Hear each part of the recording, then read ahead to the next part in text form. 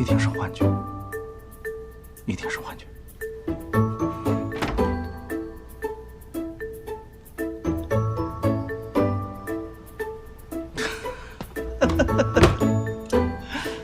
幻觉。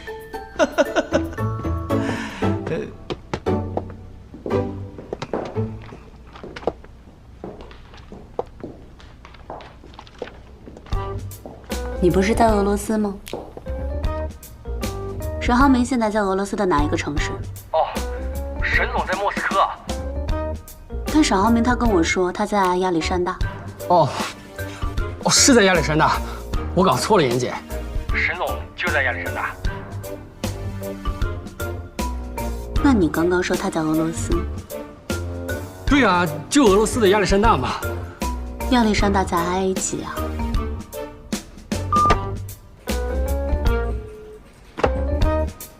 俄罗斯没有亚历山大吗？我临时改了行程。谢谢你的配合。命证据。我之所以改了行程，是因为身体原因，今天约了医生看病。什么病？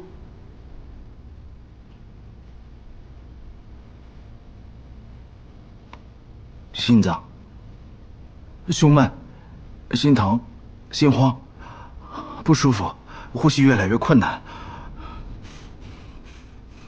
好，我陪你去看病。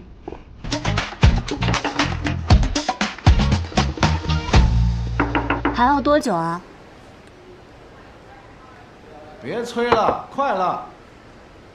你能不能赶紧的？那边再晚就……你着什么急呀？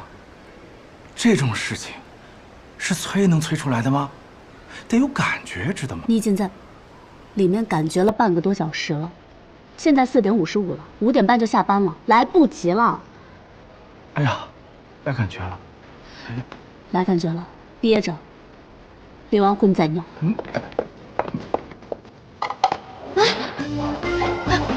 不好意思啊，不好意思啊，那个，快点儿，我们办离婚。看了时间呀，5点35了，系统已经关闭了，明天再来吧。实在不好意思啊，能不能通融一下，还是给办了吧？你们冷静期时间够了吗？够了，满30天了。哦，那冷静透了，离不离呀？离。行，那今天再提交一下离婚申请，下个月的8号，5点半之前过来办理。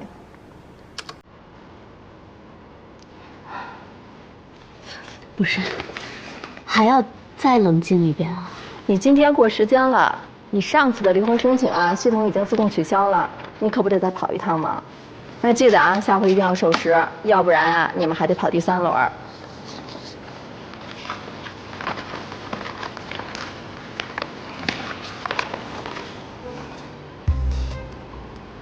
但我也没用，规矩又不是我定的。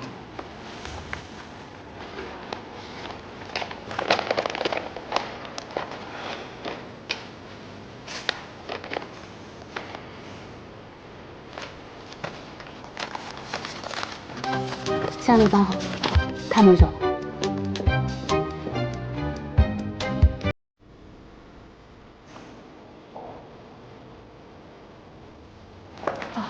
大姐，您可以下班了，谢谢。赵露思与陈伟霆携手主演的新剧《许我耀眼》刚开播便冲上热搜，女孩许妍怀揣着对青年才俊沈浩明的倾慕与爱意，一心想要与他携手步入婚姻的殿堂。当第一次与沈浩明的父母见面这个重要时刻，许妍竟做出了一个大胆且惊险的决定，请来2个人假扮自己的父母。谢谢叔叔阿姨愿意把妍妍嫁给我，能够娶到她是我的幸运。他精心策划着每一个细节，试图用这虚假的表象蒙混过关。见面现场气氛看似融洽，实则暗流涌动。沈浩明的父母本就心思细腻，在交谈过程中，逐渐对许妍父母的身份产生了怀疑。他们不经意间聊起许妍父亲所在大学的事情，试图从这细微之处寻找破绽。许妍察觉到危机，内心虽紧张不已，但表面仍强装镇定。他提前给那2位假扮的父母做了大量功课，不仅带他们熟悉学校的位置，还让他们了解周边饭店的情况。面对沈浩明母亲对父亲身份的追问，许岩灵机一动，称父亲是研究人员，因工作性质特殊，相关信息难以查到。为了进一步坐实父亲是外国大学教师的身份，他甚至让假扮者模仿真正大学教师的签名，并在沈浩明父母面前成功签下了一模一样的名字。一番操作下来，众人一律赞消，打算前往院子继续商讨婚礼事宜。然而就在沈浩明的母亲和许岩单独走在路上时，局势急转直下。母亲面色凝重，直接说出了一个惊人的消息：他们是你的亲生父母吗？感觉你跟父母之间不太熟。原来在吃饭时，他就发现了一个关键细节：母亲给许岩家的鸡蛋，许岩一口未动。他深知若是亲生父母，不可能不清楚女儿的喜好。就在那一刻，他对许岩父母的真实身份起了疑心。许岩听闻心中一惊，但很快又镇定下来，无奈之下只能编造另一番说辞。他声泪俱下地诉说自己的身世，称父母从小便离开他去了外国，自己一直跟着姥姥长大，基本没见过父母，也未曾感受到家人的关爱。这一次若不是因为结婚，父母根本不会回来。他表示自己是为了给对方留下好印象，才故意营造出家庭和谐的假象。沈浩明的母亲听后感同身受，她想起自己曾在沈浩明小时候出国打工，深知缺少家人陪伴的痛苦。就在这时，保姆前来有事相告，母亲安慰了许岩几句后便离开了。一波未平，一波又起，许岩刚松一口气，便接到了欢欢的电话。原来他从策划转变为活动主持人的申请又一次被驳回了。这对一直努力想要在事业上有所突破的许岩来说，无疑是一个沉重的打击。一切只是刚刚开始，这件事情还没有这么快下定论。到了晚上，许岩带着那两位父母来到酒店，他神色疲惫却仍强打精神，对他们说只要完成婚礼，任务就算完成。安排好父母后，许岩独自走进电梯，狭小的空间里，他终于卸下了伪装。用谎言构建的人生，我拼尽全力将它筑为堡垒，可是在沙滩上，又怎么会有城堡？第二天，许岩如往常一样来到演播现场，他试图将昨晚的烦恼抛诸脑后，全身心投入到工作中。然而现实却并未如他所愿。主持人孙思维姗姗来迟，一见到身为策划的许岩，便摆出一副咄咄逼人的架势。他认为许岩只会在背后搞小动作，对许岩的工作能力百般质疑。他吐槽台词极度不通顺，抱怨请来的嘉宾一次比一次差，甚至对许岩提出的建议也充满敌意，觉得那是在挑战他的权威。你有那精力，还不如花心思怎么讨好我。这节目我说了算，我一句话就能滚蛋。许岩站在一旁，默默忍受着这一切。他心中委屈，却又无处诉说。在这个充满竞争与压力的职场环境中，他努力想要证明自己，却总是遭遇各种阻碍。而感情方面，他用谎言编织的爱情之网，也不知何时会突然破裂。赵露思新剧刚一开播，便让人知道了什么才是职场的霸凌。许岩这位怀揣着梦想与热情的职场人，在公司的舞台上奋力拼搏。他答应来了。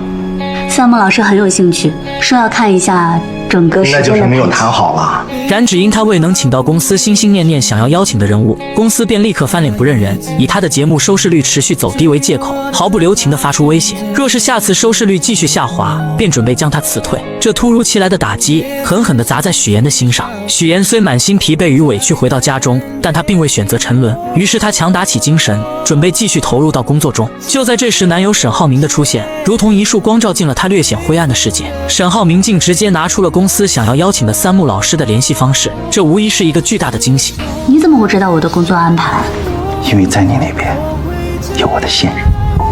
然而许岩敏锐地意识到情况有些不对劲，她立刻试图转移话题，问起男友对昨天自己父母的印象如何。可沈浩明却显得有些漫不经心，他觉得这与自己无关，在他心中，爱的人只有眼前的许岩。在这美好的夜晚，二人深情拥吻，仿佛外界的一切纷扰都与他们无关。但他们之间的故事还得从半年前说起。那时身为策划的许岩，为了能邀请更多的人参与自己的节目，可谓是绞尽脑汁，而沈浩明便是他目标名单中的一员。为了能见到心心念念的沈浩明，许岩付出了多日的不懈努力，终于他以想要成为学徒的身份，获得了与沈浩明见面的机会。初次见面，许岩便被安排了一个任务，修剪面前的龙舌兰。这对于许岩来说，既是一个挑战，也是一个展现自己的机会。他不仅将龙舌兰的各种专业知识娓娓道来，还自信满满地说出自己修剪的方向是让龙舌兰按照自己的意愿生长。这一番独特的言论瞬间引起了沈浩明的注意。沈浩明不知不觉来到了许岩面前，静静聆听他的谈论。许岩越说越投入，眼神中闪烁着对职务和工作的热爱，他的每一句话都仿佛带着魔力，让沈浩明对这个女孩产生了浓厚的兴趣。这时沈浩明话锋一转，提到了许岩的工作。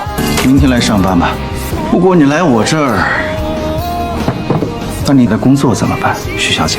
原来他早已暗中调查了许岩的身份，得知许岩为了接近自己，竟学习了如此多的知识。刚刚的一番话更是让他刮目相看。不过沈浩明依旧态度坚决，不想接受任何形式的访问。就在他准备转身离开时，许岩拿出了自己精心准备的礼物——著名的植物学家伊丁老师亲自制作的剪刀。这把剪刀不仅是一件珍贵的工具，更是许岩诚意的象征。沈浩明这才发现，眼前这个女孩真的做足了功课。或许是被许岩的真诚所打动，沈浩明也拿出了一份礼物回赠。许岩满心期待的打开，发现竟是一瓶桂花蜂蜜。本以为这只是个意外的许岩，却从沈浩明的口中听到了关于自己的事情。原来沈浩明关注到了他发在网上的文章，文章中许岩表达了对外婆做的桂花酱的喜爱，于是沈浩明便送上了这瓶桂花蜂蜜。这份细心与体贴让许岩心中涌起一股暖流。第二天，许岩像往常一样来到公司，然而职场的风云变幻从未停歇。刚一坐下，同事便不怀好意地凑了过来，又一次问起了有关沈浩明的事情。许岩此刻还没有任何新的消息，只能无奈地应付着。同事的追问让他有些喘不过气来。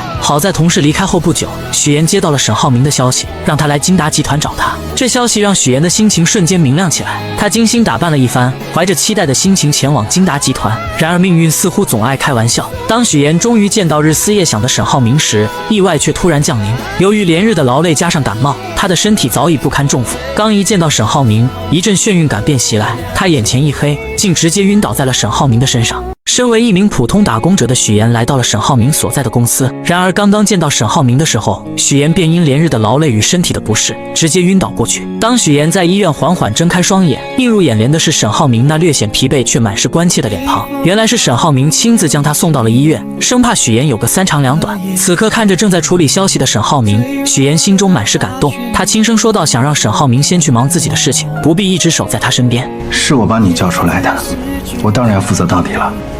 等你退烧了，我还要接受你的采访。随后沈浩明更是贴心地为许岩拿来了水，小心翼翼地将水递到他嘴边。注意到许岩手上的伤口，他也找来创口贴为他贴上。在这温馨的氛围中，二人的关系悄然发生了变化，如同春日里的花朵，逐渐绽放出恋人的芬芳。然而幸福的时光总是短暂的，在职场中遭受过霸凌的许岩，怎么也没想到自己竟会又一次陷入被欺负的境地，而这次施压的竟是男友沈浩明的母亲于阿姨。这一天，许岩出于礼貌来到于阿姨家中拜访，他小心翼翼地为于阿姨倒茶，还贴心地给他的朋友们让座。可于阿姨和他的朋友们却并未领情，不仅没有一句感谢，反而是一顿冷嘲热讽。我们家布丁啊，就是个傻狗，除了长得好看，啥也不是。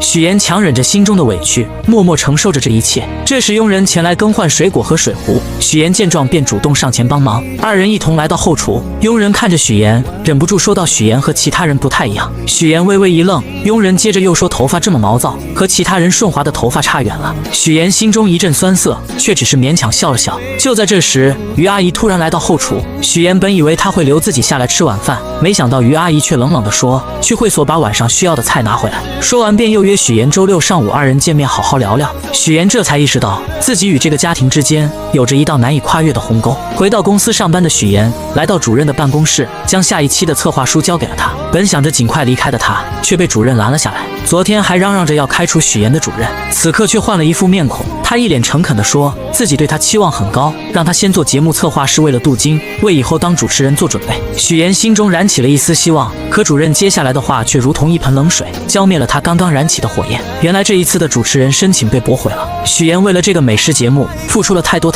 他不仅自掏腰包，很多时候还要亲自参与节目的制作，从策划到执行，每一个环节都倾注了他的心血。可如今却换来这样的结果，他愤愤地离开了办公室，心中满是失落与不甘。就在这时，许岩接到了于阿姨打来的电话，吃饭的地点跟时间我都发你手机上。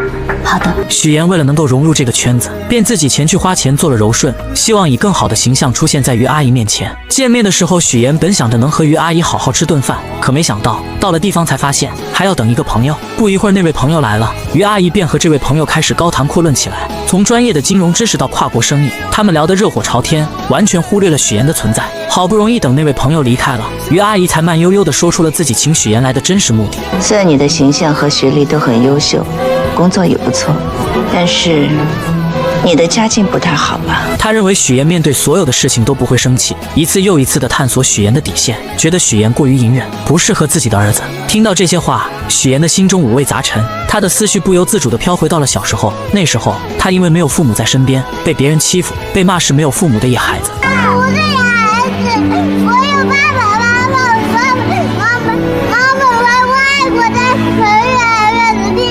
他只能默默忍受，把所有的委屈都咽进肚子里。如今面对于阿姨的刁难，他仿佛又回到了那个无助的童年。Syracuse University 是我父母在国外任职的学校，他们从小教育我，无论遇到什么样的环境，教养和风度是基本的礼貌。只是我没有想到，在您看来是胆怯和隐忍。冷静下来的许妍将近期遭遇的种种不愉快一股脑地归结到了于阿姨身上。在她心中，自己好不容易才寻得那个真正倾心的人，这份爱情她绝不可能因为于阿姨的刁难与阻挠就轻易选择放弃。时光悄然流转，在许妍的努力下，半年后的今天，事情已然发展到两家准备步入婚姻殿堂的地步。第二天的公司会议上，气氛凝重而热烈。公司老总沈府郑重地提出了新区的建设计划。更令人振奋的是，目前已经得到了最大公司世丰的资助意向。会议上，众人纷纷表达对这次合作的看好，认为这是一次难得的发展机遇。然而沈浩明却始终一言不发，眉头紧锁。会议结束后，沈浩明被父亲叫到了办公室，这时他才缓缓道出自己的顾虑。原来世丰新上任的郑董事长在处理事故时总是尽力掩盖真相，这种做法让沈浩明心生疑虑。而且郑董事长是空降而来，在公司内部根基尚浅，没有自己可以完全信任的人。更让他担忧的是，郑董事长带来的3个人都存在明显的缺陷。基于这些原因，沈浩明认为世丰公司内部必定暗藏矛盾，随时可能爆发。沈父听后沉思片刻，却有着不同的看法。他觉得郑董事长能做到这个位置，绝非等闲之辈，不可能如此简单。建筑行业的水源比想象中要深，其中的复杂关系和利益纠葛不是轻易能看透的。最后，沈父语重心长地让沈浩明这段时间安安稳稳地度过，多去熟悉公司内部的事务，为未来的发展做好准备。另一边，三木老师成功与节目达成了合作，这其中不仅仅是因为沈浩明的牵线搭桥，更是因为许妍的真诚与负责。即便面对身处外国的三木老师，许妍也能做到及时回复消息，这种敬业精神让三木老师十分赞赏。于是二人约定下次和沈浩明一起吃饭。然而就在许妍满心期待的时候，突然接到了于阿姨的电话。喂，于阿姨，现在吗？我还有，没问题。你把地址发给我。电话那头于阿姨的声音不紧不慢，让许妍前往售楼处。许妍心中虽有疑惑，但还是匆匆赶了过去。当她到达售楼处时，才发现原来是于阿姨来为他们挑选结婚用的房子。许妍心中一紧，她知道于阿姨又准备开始测试她了。于阿姨看着许妍，嘴角微微上扬，带着一丝不易察觉的挑衅，让身为建筑世家出身的许妍给出选房建议。许妍强装镇定，装作仔细查看房子的样子，心里却早就乱成麻绳了。她深知自己的每一个建议都可能被于阿姨挑出毛病，成为攻击自己的把柄。就在事情即将被揭露，许妍感到无比窘迫的时候，沈浩明如同一束温暖的光出现在了她的身边。沈浩明轻轻握住许妍的手，给她一个安心的眼神，然后巧妙地化解了这场尴尬。如果没什么事，我跟我女朋友约会去了啊。随后二人来到沈浩明的职务室内，这里绿意盎然，沈浩明亲自为许妍做套口。在温馨的氛围中，他向许妍说起自己喜欢龙舌兰的原因。在他眼中，龙舌兰有着顽强的生命力，他积蓄力量，一生只爆发一次，这种美好让他深深着迷。说着，沈浩明拿出了自己精心准备的手表送给许妍。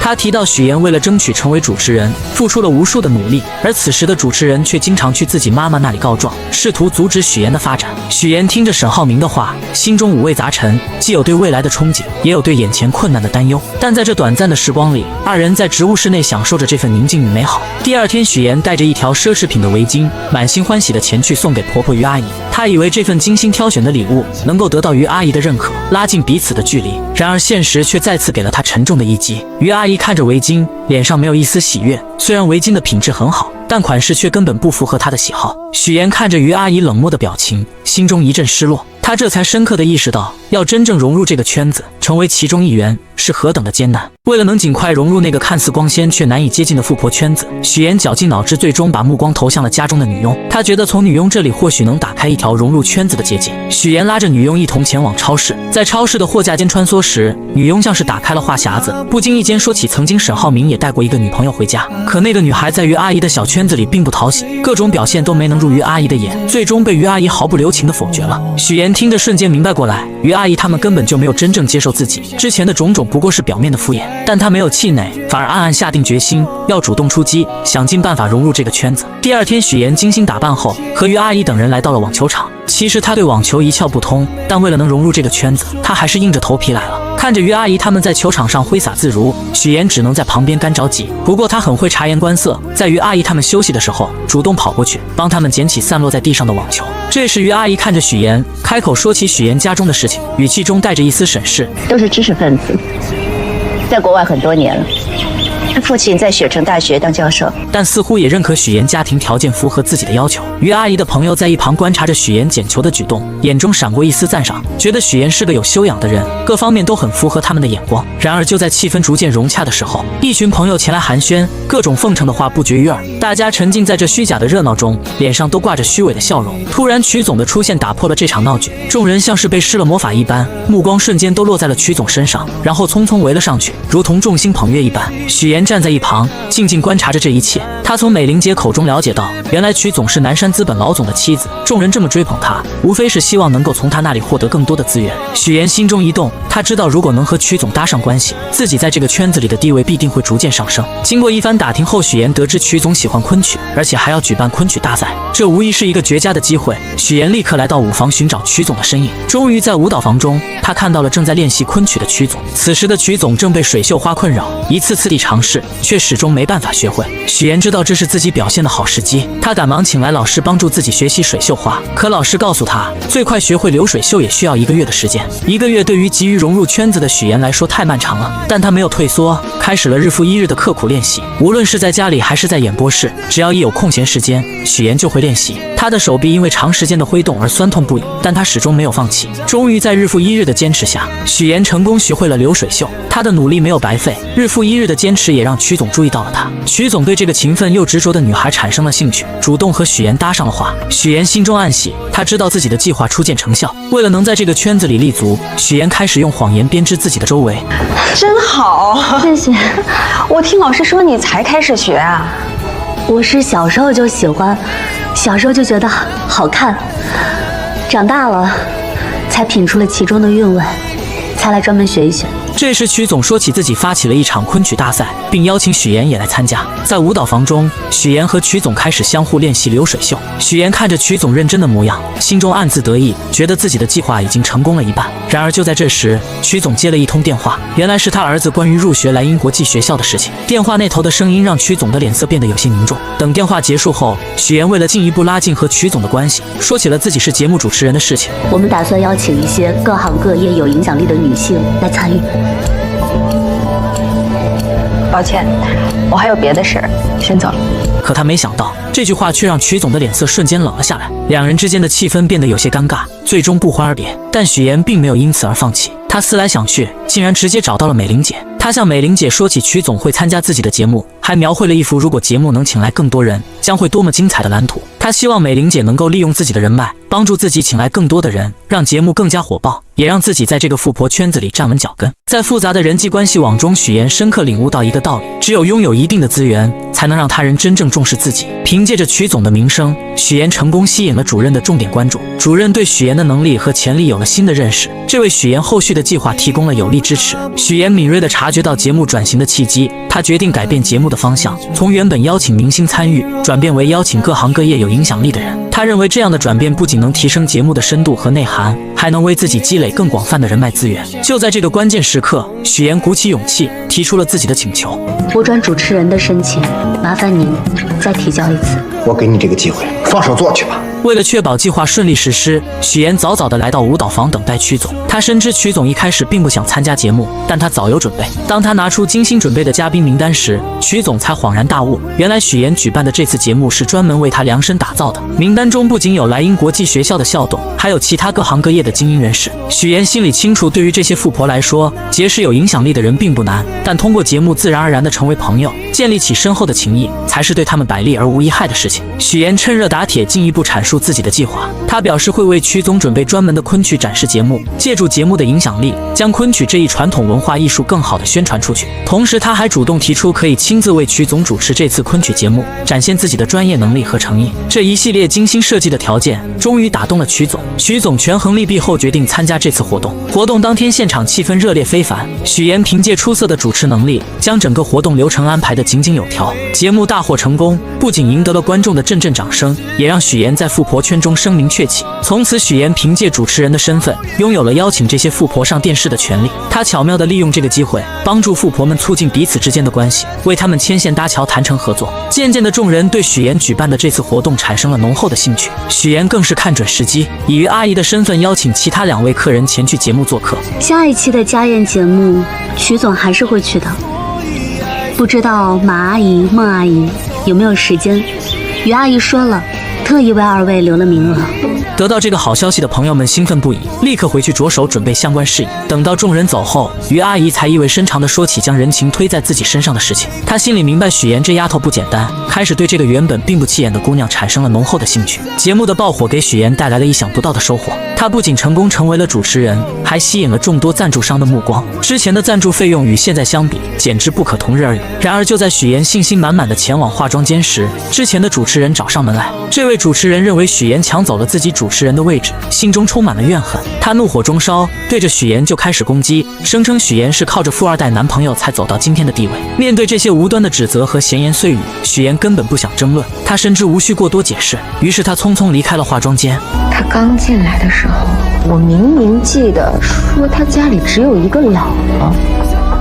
什么时候父母在国外了，还成高知家庭了？回到演播室后，许岩迅速处理好所有的事情，他调整好自己的状态，准备回家好好休息一下。然而当他路过电视时，意外地看见电视上正在播放新闻主持人的画面。从小就被新闻主持人吸引的他，在这一刻仿佛回到了童年，心中涌起一股熟悉而又温暖的感觉。他呆呆地站在电视前，眼神中透露出对新闻主持行业的向往和憧憬。直到男友前来打断他的思绪，准备带他回家，他才缓缓回过神来。第2天，在家中的众人一起看着电视中播出的新闻，原本大家都沉浸在新闻内容中，突然电视中的一个人引起了许岩的注意。你是山西人是吗？推动城市建设，提升道路狭窄，对，基础设施。那个大云县你去过没有？不仅拓宽了街道，还设置了无障碍通道，并在整个商区的建筑外。我姥姥就是大云县云来村的。对了，叔叔，您去出差没有多玩2天？没有，我就是过去捡了个彩，来去匆匆嘛。许岩正沉浸在电视节目中，眼神漫不经心地扫过屏幕，突然一个熟悉的身影映入眼帘，父亲出现在了电视画面里。那一刻，紧张感瞬间从他内心深处传来，心脏不受控制的剧烈跳动。他心里清楚自己一直隐藏的秘密，极有可能在这一刻被无情揭穿。与此同时，在遥远的山西，许岩的真父母正经营着一家小小的理发店。此时，父亲正一边熟练地为顾客烫着头发，一边和顾客闲聊。他脸上带着几分感慨，说起家中的情况。小女儿不在身边，平日里连个消息都很少，还是大女儿贴心，一直留在自己身边陪着。而且大女儿也快结婚了，女婿在银行工作，有着一份体面的职业。然而他们不知道的是，此时他们口中的大女儿乔琳正在经历一场噩梦。乔琳遭受了别人的咸猪手，在愤怒和反抗之下，一番激烈的闹腾后，她和对方一同进了局子，直到男友匆匆赶来，才将乔琳从局子里接了出来。男友的父母得知此事后，顿时火冒三丈，他们觉得儿媳给自己丢了脸，在亲戚朋友面前抬不起头来。儿子见状，赶紧拿出了这次准备婚礼的各项费用清单，还说明份子钱会上交给父亲。可当话题转到酒桌安排时，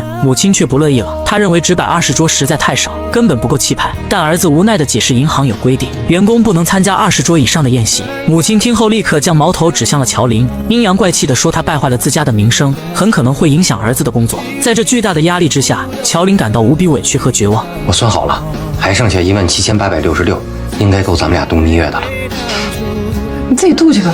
回到自己家中，乔琳思来想去，决定联系上妹妹许妍。为了不让爸妈怀疑自己悔婚离开家中的事情，她编造了一个理由，打算以单位组织学习的名号去荆州出差。她心想，这样既能离开那个让她压抑的家，又能和妹妹见面，或许还能从妹妹那里得到一些安慰和支持。果然，第一次来到荆州的乔琳看着眼前繁华的公司大楼，心中充满了期待。她本想着给妹妹许妍一个惊喜，于是没有提前告知就来到了许妍工作的地方。然而万万没想到，当许妍看到突然出现的姐姐时，脸上并没有惊喜，反而是一脸的惶恐。许妍心里清楚，自己一直隐藏的身份就像一层薄纱，随时可能被姐姐的出现捅破。她担心一旦身份暴露，自己现在拥有的一切都会化为泡影。于是二人决定先前往许妍家中休息一下。然而就在这个时候，沈浩明突然前来。沈浩明是许妍身边的富二代，他的出现让许妍更加紧张。为了不暴露自己的身份，许妍急中生智：“这位是……我是表姐。”他来找我。他让沈浩明暂时离开，然后带着所谓的表姐乔琳先找个酒店住下。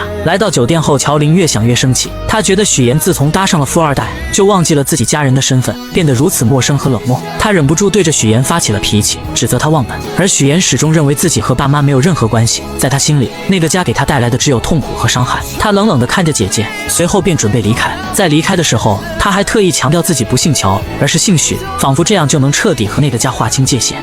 我姓许，许岩。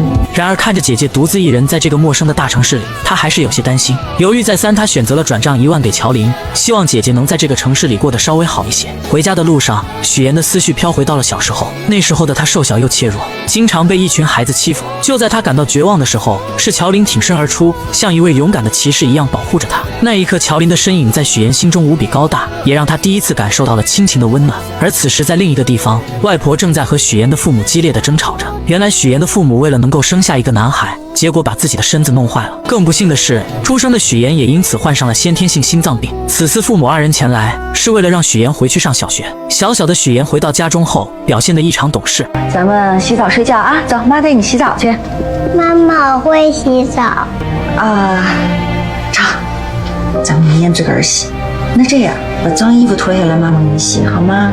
妈妈，我会洗衣服。母亲如往常一样出门买菜，然而在离开的时候，她竟忘记关上煤气。这个小小的疏忽即将引发一场巨大的灾难。家中的2个女儿乔琳和许岩还沉浸在自己的世界里，丝毫没有察觉到危险正悄然逼近。煤气的味道在空气中无声无息地弥漫开来。等到父亲回到家中，刚一打开门，一股刺鼻的气味便扑面而来。他瞬间意识到不对劲，他来不及多想，迅速冲进厨房关上煤气，然后手忙脚乱地打开窗户。此时他看到了昏迷在沙发上的大女儿乔琳，没有丝毫犹豫，他一把抱起乔琳就往屋外跑去。而就在他慌乱地安置好乔琳，也就在这个时候，母亲买菜回来了。母亲这才如梦初醒，惊恐地意识到房间里还有一个小女儿许岩。然而区别对待的阴影并未就此消散。在医院里，父母的所有注意力都集中在乔琳身上，他们围在乔琳的病床前，眼神中满是担忧和关切，轻声细语地询问着她的状况，仿佛乔琳是他们的全部。而许岩就躺在旁边的病床上，无人问津。他的生日，这个对于很多人来说重要的日子，父母也能轻易忘记。许岩静静地看着这一切，心中五味杂陈。他第一次如此深刻地意识到，自己在这个家里是如此的格格不入。时光匆匆，许岩步入了高3这个关键的人生阶段。对于很多孩子来说，高考是改变命运的契机，是通往未来的桥梁。然而对于许岩而言，这座桥梁却似乎被无情地截断了。父亲来到老师办公室，与老师商议着不让许岩参加高考的事情。许岩偶然间听到这个消息，他的世界瞬间崩塌。他不顾一切地冲进办公室，眼中满是愤怒和不甘，大声指责父亲的行为。在众人的注视下，父亲和许岩来到楼下。父亲看着情绪激动的女儿，终于说出了原因。原来家里经济拮据，没有足够的钱供养2个大学生上学。在父亲的心中，姐姐乔琳应该去上大学，改变家庭的命运，于是只能让许岩留在县城找工作。许岩听着父亲的话，心中的委屈如潮水般翻涌。他终于鼓起勇气，说出了父母偏心的事实。为什么你们从小到大对我这么偏心啊？为什么好的都要人给乔琳？我难道不是你们亲生的吗？他声泪俱下地诉说着这些年来自己所遭受的不公平对待，每一个字都饱含着他的痛苦和无奈。然而父亲却依然固执地认为自己只要将女儿抚养长大就已经尽到了责任。他看着女儿倔强的样子，心中的怒火也渐渐升腾起来。在情绪的冲动下，他忍不住扇了许岩一巴掌。这一巴掌狠狠地击在了许岩的心上，也彻底断绝了2人之间的父女情分。许岩哭着一路狂奔，回到了外婆的家中。外婆看到许岩满脸的泪水和红肿的脸颊，心疼不已，紧紧地将他抱住，给了他一个温暖而安全的港湾。许岩一路回想着以前发生的种种事情，那些被偏爱的瞬间。就在这时，沈浩明的电话打了过来。电话那头，沈浩明的声音带着一丝神秘，邀请许岩来自己的工作室。许岩怀着好奇的心情来到了工作室。工作室里，一株已经有16年的龙舌兰吸引了许岩的目光。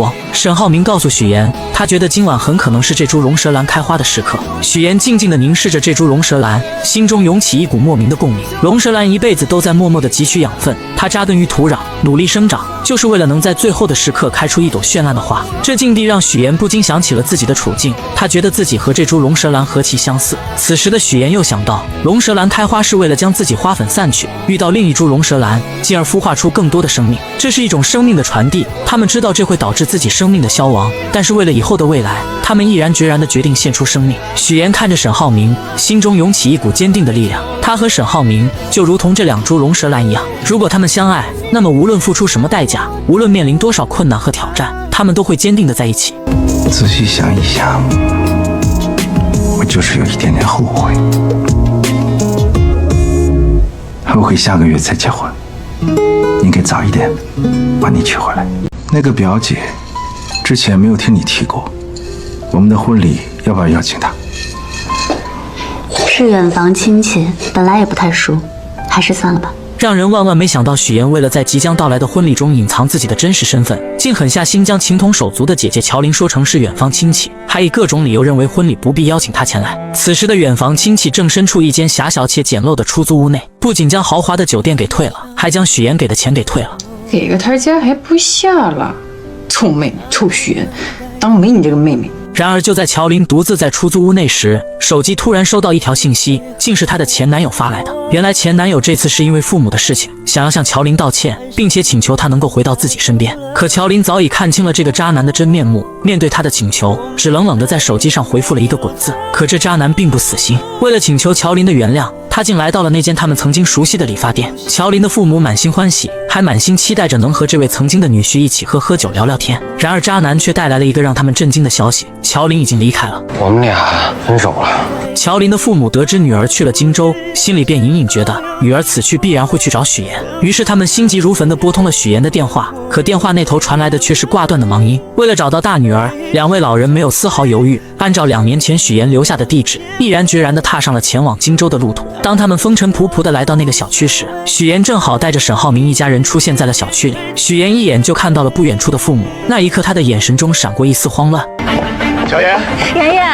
而就在这时，真正的两家人就这样毫无预兆地见面了。许妍精心编织的所有谎言，在这一瞬间如同泡沫一般被无情地戳破。沈浩明一家人得知了事情的真相后，脸上满是愤怒与失望。他们认为许妍是为了骗婚才做出这一系列的事情，于是纷纷开始责怪许妍的所作所为，指责声如同潮水一般向许妍涌来，让她有些招架不住。就在许妍感到绝望的时候，于阿姨轻轻地将她唤醒。原来刚刚所发生的一切都不过是许妍自己想象出来的场景罢了。就在这时，沈浩明突然说道：下午3点3叔的飞机就要到了。众人无奈之下，只能暂时放弃做客，选择去接机。在送别沈浩明一家人后，许妍的爸妈也发现了他，随后他们也来到了这个充满故事的地方。于是真假父母在此刻戏剧性的相见了。假父母看到情况不妙，连忙解释自己是婚庆公司的人，然后便匆匆离开了此处。真父母看着即将结婚的许妍，内心开始慌张起来。他们不明白女儿为什么要隐瞒这么多事情，而此时的许妍却冷冷地说出自己不打算邀请父母前来参加自己的婚礼。这句话如同利刃一般刺痛了父母的心。愤怒的父母刚要发作，许妍却将姐姐的地址告诉了他们，然后便头也不回地离开了。许妍的父母按照地址来到了大女儿乔琳的出租屋内。在寸土寸金的荆州，乔琳只能合租一间小小的房间，生活过得十分拮据。这次她打算在荆州寻找一份属于自己的工作，开启新的生活。在与父母的交谈中，乔琳竟然得知了妹妹许妍竟然打算结婚的消息。为了弄清楚事情的经过，她来到了许妍的家门外。就在家门外，乔琳看到了许妍的假父母，随后从许妍那里得知了一切真相后，乔琳终于明白了妹妹最近做出这些荒唐事情的原因。你说你如果以后跟沈浩明结婚了，你打算怎么办？继续骗他一辈子。原来许妍一直渴望嫁入沈家，为了达到这个目的，她不惜编织一个又一个谎言，甚至伤害到了身边最亲近的人。然而许妍却觉得以后的事情可以以后再慢慢解决。在她看来，为了能够嫁入沈家，自己只能做出这些看似过分的事情。此时的许妍眼中闪烁着一种坚定的光芒，她终于说出了自己内心深处的想法。当她第一次看见沈浩明的时候，仿佛自己的世界才真正出现了光明。沈浩明是她见过唯一一个对她负责的人，在她心中，沈浩明就是那个能带她走出困境走向幸福的人。为了这份所谓的幸福，她愿意付出一切代价。这场由谎言引发的婚礼风波究竟会如何收场，一切都还是未知数，如同那迷雾中的道路，让人看不清前方的方向。你这胆子也太大了吧？那万一沈家人知道怎么办？你怎么收场呀？你不说就不会有人知道。你还打算继续骗呀？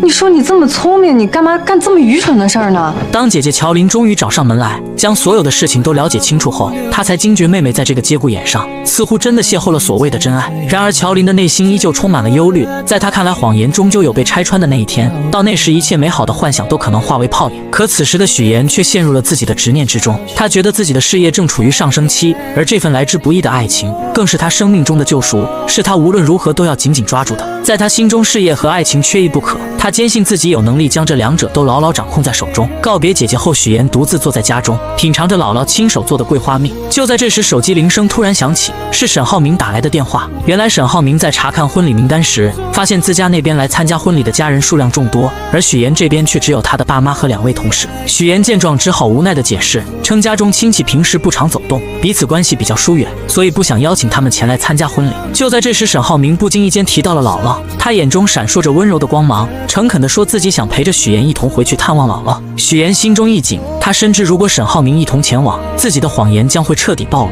于是他急中生智，以公司业务正处于关键时期，需要他亲自处理为由，巧妙地拦住了沈浩明。挂断电话后，许妍陷入了沉思，她绞尽脑汁地思索着该如何继续圆这个谎言。就在这时，母亲的电话打了进来。母亲在电话那头鼓起勇气说，自己毕竟是许妍的父母，无论如何都想要参加女儿的婚礼。然而没等母亲把话说完，许妍便心急如焚地挂断了电话。为了防止再次出现类似的意外，她迅速将电话备注中原本的妈改成了母亲的真实姓名。经历了这场电话风波后，许妍决定搭乘大巴车回到那个熟悉的姥姥家。当大巴车缓缓停下，高叔开着那辆三蹦子前来接她。坐在三蹦子上，许妍才真切地感觉到自己回到了家乡，回到了那个充满温暖和回忆的地方。三蹦子一路颠簸前行，终于停在了姥姥家的小院前。许妍迫不及待地走进院子，一眼就看到了正在忙碌的姥姥。姥姥正站在凳子上，小心翼翼地摘着桂花。许妍心中一酸，赶忙快步上前，轻轻扶着姥姥从凳子上下来。随后她挽起袖子，帮助姥姥采桂花。这不是今年嘛，雨水多，天又冷，我怕呀，这些桂花要是再不摘完的话，过了花期了，以后甜甜的桂花酱就做不了了呀。然而快乐的时间总是过得飞快，夜幕降临，许妍和姥姥坐在院子中的石凳上，吃着新鲜的水果，月光洒在他们身上，为这个宁静的夜晚增添了几分温馨。许妍犹豫了许久，终于鼓起勇气向姥姥说起了自己谈的那个男朋友，还提到自己打算下个月就结婚。姥姥听到这个消息，脸上立刻露出了开心的笑容，可许妍的脸上却没有丝毫的喜悦，她的眼神中透露出一丝复杂的情绪。随后她缓缓地说起了爸妈来到了荆州，还表示自己和他们之间根本没有多少感情，所以不想让他们来参加婚礼。姥姥心里有数了，我打电话把他们叫回来，不会让他们再去荆州了。姥姥看着自己一手带大的许妍，她原本打算把许妍的婚礼办得漂漂亮亮的，让所有人都看到她的幸福。然而许妍却委婉地说起路途太远了，不希望姥姥太折腾。可听到许妍这样说，她知道许妍有自己的难处，于是姥姥便说起自己不想去了，并让她以后带来结婚照片就行。那一夜对于许妍和姥姥来说都是一场揪心的夜晚。当许妍将剩下的水果放进冰箱时，意外地看到了冰箱中满满的都是姥姥亲手做的桂花蜜。那一瓶瓶桂花蜜仿佛是姥姥对她无声的爱。许妍再也忍不住了，泪水夺眶而出，顺着脸颊滑落。对姥姥的感情在这一刻终于彻底爆发，那些被她压抑在心底的思念和愧疚，如同决堤的洪水一般汹涌而出。我一定会接你到荆州去的，我一定会让你过上好日子。许妍自幼便在姥姥的悉心照料下长大，内心中对姥姥的情感也格外深厚。当她独自坐上返回荆州的大巴车，而她的思绪却不由自主地飘回到了那些与姥姥共度的珍贵时光。小时候每一次生日回到姥姥家，姥姥早早的就为她准备了香甜的生日蛋糕，让年幼的许妍满心欢喜。也就是在那个时候，姥姥语重心长地对许妍说，一定要努力学习，将来考上好大学，离开这个偏远的地方，去见识更广阔的世界。姥姥的话语也成功照亮了许妍前行的道路。许妍没有辜负姥姥的期望，她凭借着自己的努力和坚持，成功考入了荆州传播大学新闻传播学院。当她收到录取通知书的那一刻，激动与喜悦涌上心头，她第一时间就想到了姥姥，想要与她分享这份来之不易的喜悦。为了让许妍能够在大学里过上美好的校园生活，姥姥毫不犹豫地拿出了自己的银行卡交给许妍。那一张小小的银行卡承载着姥姥无尽的爱与关怀。也就是从那一刻起，许妍暗暗下定决心，将来一定要让姥姥过上幸福美好的生活。在大学期间，许妍不仅在学业上刻苦钻研，还利用课余时间做各种兼职。她穿上厚重的玩偶服，穿梭在餐厅的各个角落，还凭借着自己的学识当起了家教老师。而她省吃俭用，将剩下的钱寄回去给姥姥，只为报答姥姥曾经的养育之恩。回到荆州后，许妍的生活又迎来了新的变化。刚与她见面的沈浩明满心欢喜地送给她一颗20克拉的大钻戒。此时的许妍心中五味杂陈，她深知自己曾经为了某些目的撒下了谎言，如今必须要靠自己的力量去弥补那些过失，去报答那些自己对不起的人。第二天，沈浩明来到公司，意外地见到了一个老朋友方磊。陈总好，我叫方雷。接下来为您汇报178号地的风险评估报告。方磊身着干练的职业装出现在沈浩明面前，随后他开始有条不紊地给沈浩明介绍对于本次竞拍土地的看法。他的见解独到而深刻，让沈浩明不禁对他刮目相看。下班之后，沈浩明特意找上了方磊，他心中充满了好奇，便问起方磊为何一声不响地回国并来到自己的公司。方磊嘴角微微上扬，打趣地回绝了这个问题。接着他拿出了一张曾经大学时期沈浩明送给自己的衣服照片。你大二的时候在皮划艇大学生联赛上赢得了这件奖品，我说喜欢，你二话不说就送给我了，我超级开心。然而他们二人的举动却被一旁的许岩看得一清二楚。许岩发信息告诉沈浩明自己已经到楼下了。接到信息的沈浩明下意识地向方磊展示起手中的戒指，语气坚定地说自己准备结婚了，还表示有机会会介绍给他认识。说完他便匆匆告别了这位老同学。但很快许岩和方磊便迎来了再次见面的机会。许岩打听到方磊在学做菜，便也来到了厨房之中。他装作不经意的样子，说起二人似乎在金达集团见过。方磊微微一愣，随即露出了礼貌的微笑。你好，我是许岩。你好，我是方磊，我是沈浩明的未婚妻。此时的方磊也说起了他们家与沈家是世交，很久以前就已经认识了。许岩听后心中暗自警惕，他将方磊当成了潜在的对手，表面上却亲切地称方磊为妹妹。这看似友好的称呼，实则是在向方磊宣示着自己的主权。随后许岩看着方磊做好的沙拉，他便上前请求品尝一块。吃完后，他热情地邀请方磊去吃饭。在饭桌上，两人之间的火药味十足。方磊看着细心照顾自己的许岩，便说起在留学的时候沈浩明对自己的照顾。他还提到以后在公司可能还要麻烦沈浩明。那你把工作做好，就不会麻烦他了，对不对？眼看在言语上似乎占不到上风的方磊，便说起了许岩这么漂亮，和沈浩明即将要结婚，自己准备给二人当伴娘。在这场爱与较量的复杂乐章中，许岩、沈浩明和方磊三人之间的关系错综复杂，他们的故事又将会如何发展？在众人期待的目光中，许岩身着一袭洁白如雪、精致绝伦的婚纱，宛如从童话中走出的公主。她手捧着馥郁芬芳的鲜花，缓缓地朝着站在台前的爱人沈浩明走去。此刻，沈浩明身着笔挺的黑色西装，眼神中满是深情与期待。当许岩终于走到他身边，两人相视一笑，随后他们一同挽起手臂，迈着坚定而又和谐的步伐，一步一步走向那象征着永恒与幸福的婚姻殿堂。在众人的瞩目下，他们来到了台前，司仪面带微笑开始主持这场神圣的仪式。许岩和沈浩明在司仪的引导下，缓缓伸出双手，交换着那承载着彼此承诺与深情的婚戒。当两枚婚戒稳稳地戴在对方的手上时，仿佛时间都为之静止。紧接着，在这幸福洋溢的日子里，他们相互拥吻在一起。台下的众人被这温馨浪漫的一幕所感染，纷纷响起了热烈而持久的掌声，一同见证着这美好的瞬间，为他们的爱情送上最诚挚的祝福。然而，婚礼的热闹氛围还未完全消散，仪式结束后，众人便开始忙碌地招待剩下的宾客。就在这时，一个意想不到的人出现了，真正的外国大学老师许叔叔。许叔叔夫妻二人不经意间看到结婚照上的许岩，我怎么看着像佳佳的同学许岩？是有点像啊，是他吧？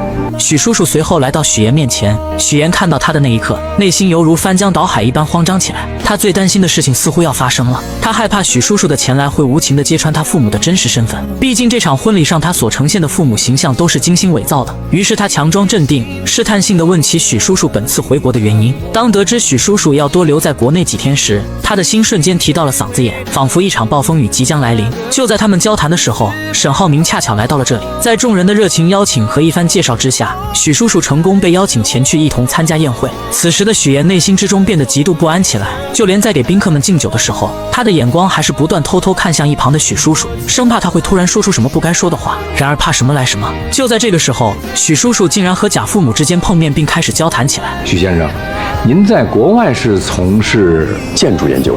哦，建筑行业，那您跟我的亲家是同行啊？是吗？这是双重缘分，双重缘分。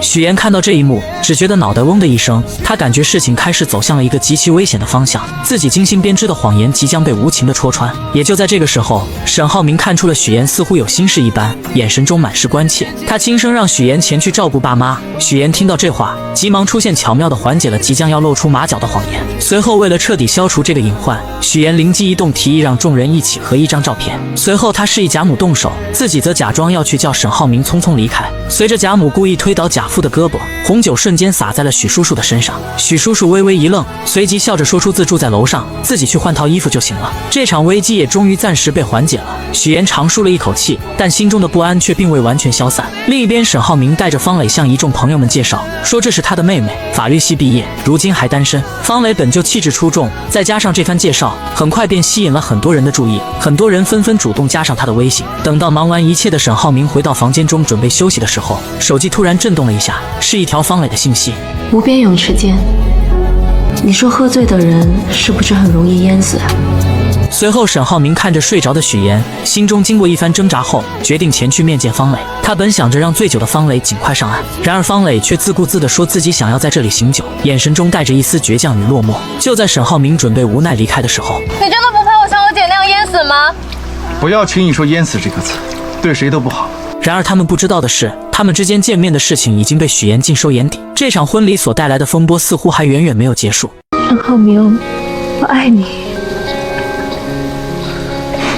我已经结婚了，请你自重。让人始料未及的是，在沈浩明与许岩大婚当夜，方磊竟在这个特殊时刻向沈浩明毫无保留地表达出了自己的心意。不仅如此，方磊还对许岩冷嘲热讽起来，直言许岩刚见面时就刻意装作清纯的模样，在他眼中许岩俨然成了一个心机深沉的女子。当他追问沈浩明为何要与许岩结婚时，沈浩明面色微沉，并不想回应这个问题，随后便匆匆离开了这个充满火药味的地方，只留下方磊一人站在原地。第二天原本是沈浩明和许岩满心欢喜准备去国外度蜜月的日子，然而就在他们即将出发时，方磊竟然不期而至。情敌见面分外眼红，空气中瞬间弥漫起一股紧张的气息，二人又一次不可避免地吵了起来。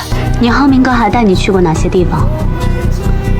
麻烦你都整理好发给我。但令人意外的是，这小插曲并没有给许岩带来过多的困扰。在异国他乡，他尽情地享受着这段美好的时光，与沈浩明一起漫步在浪漫的街头，欣赏着别样的风景，脸上洋溢着幸福的笑容。回来后，他们惊喜地发现方磊此刻也与上一次在婚礼上认识的男生走到了一起。看到这一幕，沈浩明和许岩相视一笑，仿佛之前的那些不愉快都已烟消云散。随后，沈浩明便准备和许岩一起回家看姥姥，他们的心中都充满了对姥姥的思念与期待。看到沈浩明和许岩相思夜想的姥姥，三人相见，内心的喜悦之情溢于言表。姥姥脸上洋溢着慈祥的笑容，热情地招呼着他们，随后便开始忙碌地准备为沈浩明做一顿丰盛的饭菜。然而就在沈浩明和姥姥谈起许岩家庭情况的时候，许岩突然带着结婚照出现在此，打断了他们之间的对话。许岩的眼神中带着一丝紧张与期待，他拉着沈浩明一起去将结婚照挂起来。等到晚上的时候，为了防止姥姥在不经意间说出一些不该说的话，许岩便打算和姥姥睡在一起。然而就在即将要睡觉的时候，姥姥缓缓开口说起了一件事。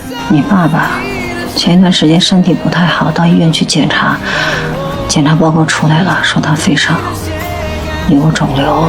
虽然幸运的是肿瘤是良性的，但医生叮嘱以后不能再操劳了。第二天，姥姥刚出门就发现了已经早起来的沈浩明，二人便决定一起前去买菜，一路上有说有笑。此时的沈浩明说起可以接姥姥前去荆州居住，这样能更好的照顾她。然而姥姥和大多数老年人一样，不愿意去大城市生活，她觉得乡下才是自己的根，有着熟悉的一切。随后姥姥说起许岩是从小跟着自己长大的，让沈浩明以后一定要照顾好许岩，眼神中满是嘱托与期待。另一边，许岩始终放心不下父亲的情况，他深知父亲独自生活的不易，于是便将一份信送到父亲门前。父亲打开信后，才发现里面是许岩的银行卡，里面的钱支并有密码、乔玲生日。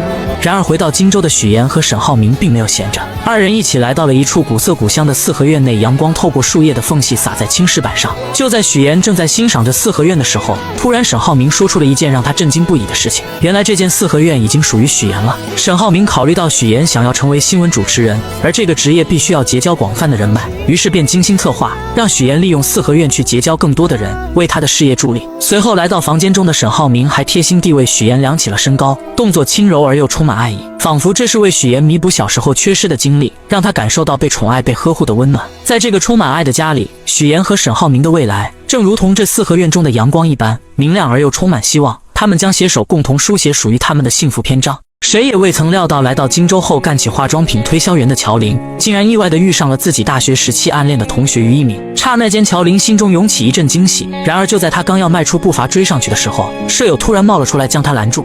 我要试眼影。哦，原来舍友是来试用化妆品的。乔琳心中虽有些无奈，但还是热情地接待起来。可谁能想到舍友这一试用，便耽搁了乔琳大量时间，而且最终一个化妆品也没买。乔琳无奈之下，只好拿出规定，告知舍友一个人1周只能试用6次化妆品。没想到舍友不但不理解，反而声称之前没这个规定，还警告乔琳小心自己投诉他。说完便匆匆离开了，留下乔琳呆愣在原地。下班后，乔琳拖着疲惫的身躯回到出租屋，刚进门就意外听到了舍友在打电话。你们别舍不得花，早上吃几个鸡蛋都算来算去，哪能几个钱呀？好，知道你能赚，但是自己要照顾好自己啊。从电话内容中，乔琳得知舍友省下化妆品的钱，是为了能让远在老家的父母过上好日子。这一刻，乔琳心中五味杂陈，被舍友的孝心深深打动。她没有丝毫犹豫，拿出一堆化妆品送给了舍友。这些都是你试过的试用装，我带了点新的回来给你，以后你就自己在家画吧，别去柜台麻烦我了啊。你老去柜台麻烦我，我就净得伺候你了，我怎么赚钱呀？舍友收到化妆品后，或许也觉得过意不去，便搬来一箱牛奶作为感谢。这份朴实的情谊让出租屋里的氛围多了几分温暖。可命运似乎并未打算就此放过乔琳。第二天在库房搬运物品时，意外突然降临，经理接了个电话的间隙，乔琳的手臂不慎被上方掉落的货物砸到，钻心的疼痛袭来，但乔琳咬着牙还想坚持继续工作。好心的经理见状赶忙劝说她去医院，于是在舍友的陪同下，二人匆匆赶往医院。来到医院后，乔琳独自走进门诊室，医生一番熟练的操作后，成功将乔琳的手臂复位，并给她戴上了手臂吊带。你还真是一点没变啊。就在这时，医生缓缓摘下了口罩，乔琳定睛一看，竟是当天在商场遇到的暗恋同学于一鸣。一时间，乔琳又惊又喜，心中泛起层层涟漪。于一鸣关切地询问起乔琳家人的情况，得知乔琳的家人都在老家，只有许岩还在荆州。原来于一鸣曾向许岩表白却被拒绝，此次见到乔琳，便想通过他再次见到许岩，于是提议让许岩来医院接乔琳。不久后，许岩匆匆赶到医院，看到受伤的乔琳，他急忙询问情况，得知并无大碍后，便与这位曾经的老同学于一鸣聊了起来。于一鸣看着眼前曾经的白月光许岩，心中满是感慨。二人开始深入了解彼此的现状。交谈间，于一鸣注意到许岩手上那枚耀眼的20克拉大钻戒。你结婚了？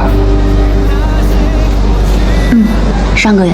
瞬间明白二人之间已再无可能，心中不禁涌起一丝失落。随后他默默返回了自己的科室。然而此时的乔琳却已被于一鸣深深吸引，目光始终追随着他的背影。随后许岩带着乔琳回到那间狭小且简陋的出租屋，看着屋内仅有一个卫生间，家具也不齐全的环境，并且他看出乔琳铁了心要留在荆州打拼，便决定帮他改善居住条件，同时也为了减少自己日后的麻烦。当天晚上，搬家人员便上门准备将乔琳的东西搬到对面的房子里。乔琳本想拒绝，他觉得这样太麻烦许岩了。许岩见状便提起小时候乔琳对自己的帮助，这份情谊许岩从未忘记。就在乔琳依旧有些犹豫时，许岩说出了一个让他无法抗拒的理由。我忘记告诉你，新家公寓邻居是于一鸣，不要搬了，几位大哥。搬得搬。那个对不起啊，刚刚那个我帮你们搭包场。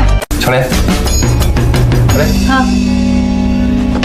你手不方便，给你买个早餐。许岩一心盼着姐姐乔琳能过上好日子，他不仅精心安排让于一鸣成了乔琳的邻居，还特意拜托于一鸣在生活上多多照顾姐姐。对，一会儿我把食堂菜单发给你，中午想吃什么你就告诉我。走了，拜拜。此刻的乔琳拿着手机专注地翻看着菜单，脑海里满是对未来生活的美好憧憬，却不知一场风波正悄然酝酿。另一边，许岩的前男友林涛正在家中遭受父母的严厉训斥。原来林涛父母得知乔琳的父母购置了一处门市房，便不假思索地认定那是用了他们给儿子的彩礼钱。老两口气愤不已，责令儿子立刻去把彩礼钱追回来。林涛无奈之下只得发消息给乔琳，却惊愕地发现自己的微信和电话都被拉黑了。走投无路的他只好前往荆州，去找已成为家宴主持人的许岩。当林涛赶到许岩之处，却被安保人员以没有证件为由拦了下来。他心急如焚，却又无可奈何，只能眼巴巴地望着里面，心中满是焦急与愤怒。而此时的许岩正和于一鸣在公司外面的餐厅见面。然而二人见面，一方面是为了感谢于一鸣对乔琳的照顾，另一方面于一鸣也希望能劝说许岩和乔琳缓解关系，让他们成为真正的姐妹。然而许岩心中有着自己难以言说的过往，那些经历如同伤疤，不愿轻易被人揭开。他打断了于一鸣的话，表示保持现状就足够了。就在这时，林涛竟意外找了上来。他看到许妍和于一鸣在一起，顿时怒火中烧，认定是许妍在背后捣鬼，才导致自己和乔林分手。许妍见状，急忙起身准备出去和林涛好好解释，可林涛情绪激动，一把将他推倒在地。恰在此时，许妍突然瞥见之前刁难自己的同事出现在餐厅外面，他深知自己目前的身份不宜暴露，情急之下便对林涛说可以带他去见乔林。林涛信以为真，二人匆匆离开了餐厅。等那位同事来到餐厅时，于一鸣并未提及刚才发生的事情，表示刚刚二人只是撞在一起，没什么事情。随后许妍带着林涛来到一个相对安静的地方，将事情的来龙去脉一五一十的说给林涛听。可林涛却固执地认为分手是别人的错，始终不肯面对现实。许妍见状，严肃地告诉他，二人已经分手，没有任何关系了，不允许他再去干涉乔林的生活。为了彻底解决此事，许妍还提出自己可以把彩礼钱全还给他。然而林涛却依旧不依不饶，眼看没办法从许妍这里得到满意的结果，竟准备去许妍的公司耍无赖。哎，这准是彩礼的事儿吗？我要的是人。我不知道。不说是吧？那我就天天来，我上你们单位去要人，上你婆家去要人。你不是嫁得挺好吗？我让他们了解一下，你到底在外边干了些什么见不得人的事儿。许妍看着眼前这个如此不讲道理的人，心中满是厌恶，压根不想再与他纠缠。随便你。直接转身离开了。第二天，许妍来到乔林家中，把昨天发生的事情一五一十地告诉了姐姐。为了平息这场矛盾，也为了防止自己身份暴露引发更多麻烦，许妍决定还给他们家彩礼钱。她心想，只要把钱还了，或许一切就能恢复平静。乔林听后，心中虽有些复杂，但也明白许妍的苦心，便同意了她的决定。解决完事情后，许妍便匆匆离开了。她不想再因为这件事而节外生枝，但他们不知道的是，这场风波并未就此平息。沈浩明得知此事后，立刻吩咐下属去处理这件事情。果然，第二天林涛不仅接到了爹妈的电话，甚至银行的行长也通知他回去。原来沈浩明的下属找到了相关方面，施加了压力。你跟我说实话，你跟周航什么关系？没关系啊，没关系。他会单独问你的情况。等到这场闹剧终于暂时画上了句号，许妍经过这一番折腾，心中感慨万千。她看着身边一直默默支持自己的沈浩明，心中满是温暖与安心。经历了这么多风风雨雨，她越发珍惜和沈浩明在一起的时光，二人也继续过上了他们甜蜜而美好的生活。别吞吞吐吐，说。黄总说你是太子爷。令人始料未及的是，沈浩明志在必得的18号地项目竟横生波折。对方公司黄总听闻沈浩明是太子爷，并不想与他过快的签订合同。沈浩明面对这突如其来的状况，虽心中恼怒，却也无可奈何。无奈之下，他只能暂时按照原计划继续推进相关工作。回到家中，妈妈看着沈浩明疲惫又烦闷的神情，心疼不已，便劝说他刚进公司，很多事情处理起来难免棘手，有些难题还是先让你爸爸去解决为好。毕竟面对新人，合作时难免会有所顾虑。沈浩明听着妈妈的话，心中五味杂陈。他知道妈妈是为他好，但自己内心的那股倔强和想要证明自己的决心，让他一时难以接受这样的安排。就在这个时候，许妍敏锐地察觉到了沈浩明此刻的烦闷与苦恼，他看在眼里，疼在心里，决定要为沈浩明做些什么。到了晚上，许妍轻轻拉着沈浩明的手，二人一同来到了泳池旁边的台阶旁。许妍从女佣那里打听到，台阶上有一处沈浩明小时候做的石雕。原来小时候这处台阶缺失了一角，父亲本想着找人修补，却被年幼的沈浩明拦了下来。沈浩明凭借着自己稚嫩却充满创意的想法，亲手制作出了这个石雕。此刻在柔和的月光下，许妍看着石雕上面有一只小熊和一扇窗户，她意识到这只小熊就如同小时候的沈浩明，躲在房间中。虽然内心可能充满了孤单与无助，但她却总是把所有的不开心都深埋在心底，只展现出开心快乐的一面给外人看。所以我就给他安了一盏小灯，希望可以驱赶走那些不开心的阴霾，不再这么孤单。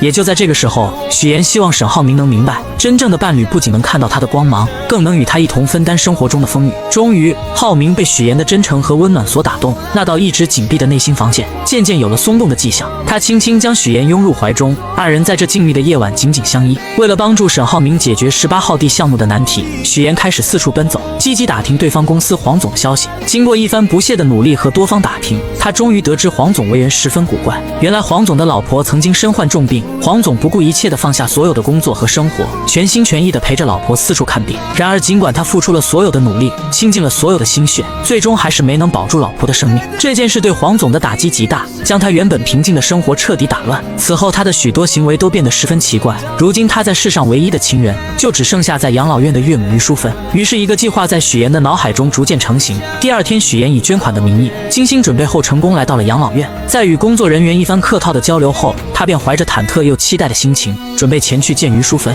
当他终于见到于淑芬时，却发现老人已经患上了阿尔茨海默症，且处于中晚期，状态十分不好。老人的眼神迷茫而空洞，不仅拿着扫把到处击打，嘴里还念念有词，又用手里的泥巴捏成素丸子。也就在这个时候，许岩想起了姥姥做的素丸子，那熟悉的味道和温暖的场景，如同电影般在他的脑海中不断回放。晚上回到家，许岩便和姥姥开始打视频电话，让姥姥指导自己做丸子。第二天，许岩再次去拜访于淑芬，他先是从包里拿出精心准备的美味桂花蛋糕，随后许岩想起之前了解到的信息，说起他和自己的姥姥都是支援边疆建设的第一批援疆人，他们有着相似的经历和回忆。果然，这一番话语让于淑芬暂时稳定了下来。然而就在许岩准备喂她吃蛋糕的时候，老人突然又一次失去了记忆，他眼神变得迷茫而警惕，认为许岩是小偷，不仅将蛋糕弄在许岩的身上，还紧张地拿出自己的泥巴丸子开始查看。眼看自己的泥巴丸子没缺少后，许岩便拿出自己亲手制作的素丸子。当于淑芬看到这熟悉的素丸子时，眼神中闪过一丝惊喜和熟悉，她的病情似乎在这一刻缓解了很多。在许岩温柔的安慰下，于淑芬开始吃起了蛋糕。许岩知道自己的这个计划或许能为解决18号地项目的难题带来一丝转机，而他与沈浩明之间的感情也在这共同的经历中变得更加深厚和坚定。许岩始终怀着满满的耐心与爱心，一次又一次地来到养老院陪伴于淑芬。他知道，对于患有阿尔茨海默症的老人而言，陪伴与关怀是治疗病情的良药。许岩日复一日来到养老院，陪于淑芬坐在电视机前，和他一起看着那些充满生活气息的电视节目。锻炼时间到了，许岩会和于淑芬一起做操。到了吃药的时间，许岩更是格外用心，想方设法看着老人把药吃下去。终于在许岩日复一日的悉心照料下，奇迹终于出现了。于淑芬的病情有了明显的好转，她那原本混沌的眼神中渐渐有了清晰的光彩，甚至还能清晰地认出这个一直陪伴在她身边的女孩。您刚才叫我什么？叫你许岩。您记得我名字了？哦，我一直记着你的名字呀。于淑芬病情的好转，自然也引起了黄总的注意。黄总平时工作繁忙，很少有时间来看望岳母，但每次来都能看到许岩在这里无微不至地照顾着老人。他看着许岩耐心地为岳母做出的这些事情，心中涌起一股深深的感动。他意识到这个女孩是多么的伟大，于是黄总开始多方打听许岩的身份。经过一番努力，他终于得知，原来这个一直默默照顾自己岳母的女孩，竟然是沈浩明的妻子。随后，黄总约上了沈浩明。这段时间，你爱人许岩经常去照顾我岳母，我岳母的病情也得到了缓解，状态也比之前好了许多。难道你不知道？他没有跟我说过。这次见面，黄总表面上说是想和沈浩明一起打球娱乐一下，然而随着交流的深入，话题逐渐转到了工作上。沈浩明敏锐地察觉到这是一个难得的机会，他开始有条理地分析起黄总公司目前面临的问题。他指出，如今黄总的公司正面临着明远集团的激烈竞争，在市场上处于十分被动的局面，而只有2家公司展开合作，才能整合资源，发挥各自的优势，完美解决当前面临的问题，让黄总的公司顺利进入核心的竞争圈，在激烈的市场竞争中占据一席之地。打完球一起吃个饭，到时候详聊。然而就在沈浩明和黄总为了合作事宜积极沟通的时候，一场意想不到的风波正悄然袭来。和许岩处处作对的孙思维对许岩充满了嫉妒和敌意。这天，他从同事这里突然看到一则新闻，新闻上报道了一名女子利用假身份，请演员先后和3个男人举办婚礼，从中骗取了巨额彩礼。这则新闻瞬间吸引了孙思维的注意力。就在他仔细看新闻图片的时候，突然觉得图片上的演员有些眼熟。他的脑海中立刻浮现出之前不久许岩结婚的场景。当时许岩在整个公司只邀请了主任和一位闺蜜参加婚礼，这让孙思维一直心存疑虑。此刻这个念头如同野草一般在他心中疯长起来。于是孙思维来到主任的办公室，他手里拿着一盒茶叶，脸上堆满了虚伪的笑容，说是来给主任送茶叶的，实际上想要得到主任手机中的照片。他装作不经意地和主任聊起天，然后表示自己想要看看许岩婚礼的布置，说是想为自己以后结婚做打算。主任没有多想，便把手机递给了他。孙思维接过手机，装作认真查看的样子，实际上却在悄悄地将照片传到自己手机上。得到照片后，他他迫不及待地开始对比刚刚看到的新闻。果然，他发现照片上的2个人竟然出奇的相像。此刻许岩的父亲是演员的事情暴露无遗，孙思维觉得这是一个绝佳的机会，他立刻找到了自己多年来一直联系的狗仔，在狗仔的指引下，成功找到了许岩的假父亲。孙思维和狗仔气势汹汹地来到假父亲面前，准备拉着他上车，想从他口中套出更多关于许岩的秘密。然而这位假父亲显然不愿意配合，他皱着眉头，一脸不悦地表明自己根本不认识许岩，还强调自己压根都不姓许。他试图挣脱孙思维和狗仔的拉扯。你别着急，我现在不需要你承认什么。我们既然能找到你呢，肯定就不是毫无根据的喽。合作一下吧。自从许岩假父亲的身份被死对头孙思维知晓后，公司里的氛围便悄然发生了变化。第2天，孙思维一踏入公司，那阴阳怪气的姿态便展露无遗。他刻意找到许岩，说起听闻许岩打算报名财经主持人，他也决定要参与其中，并且不屑于使用那些常规稿子，打算凭借样片将许岩彻底击败。许岩听着孙思维这番夹枪带棒的话语，心中虽有波澜，但并未过多表露。终于选拔的日子来临，许岩身着简约而得体的职业装，步伐坚定地走上舞台。他站在聚光灯下，眼神中透露出自信与从容，凭借着扎实的专业知识和出色的主持能力，成功让在场的评委全都折服了。明眼人都能看出，此次财经主持人的位置非许岩莫属。众人看着许岩在舞台上的精彩表现，都觉得胜利已然属于他。同时有人开始讨论着等结束后要提前开启庆功宴。然而就在这个看似圆满的时刻，主任和孙思维匆匆赶到了这里。孙思维的脸上带着一丝不易察觉的狡黠，他向主任示意后，主任说到新闻样片那边人手不足，希望许岩能够前去帮忙。许岩一听，心中顿时涌起一股不情愿，